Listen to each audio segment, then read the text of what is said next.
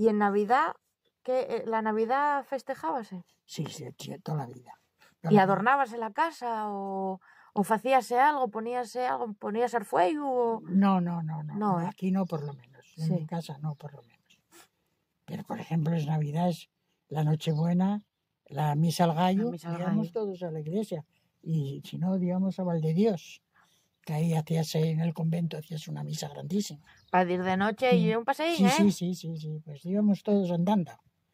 ¿Y el frío qué debía de hacer? Nada, pues no tenemos frío. No te acuerdes. Aquella época no te acuerdes.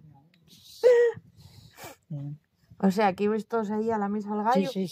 Y claro, lo que se celebraba más era la Nochebuena, supongo, más que cambio de año, ¿o no? La Nochebuena siempre se celebró mucho, la cena. Sí.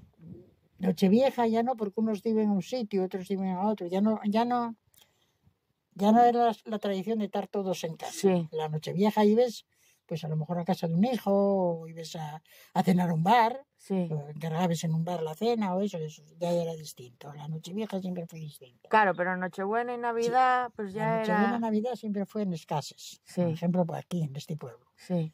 Pero luego ya, bueno, ya... ¿Y dices que no se adornaban las casas? No, yo por lo menos aquí no. ¿No era habitual? No era habitual, no. En otros pueblos igual sí, aquí no. Qué curioso.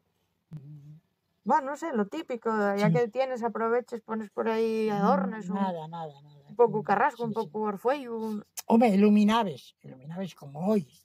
Aquí todavía, ahora llegan las Navidades y ilumines aquellos árboles. Sí, pones. Sí, pones luces. Bueno, de aquí yo pondrías veles, porque...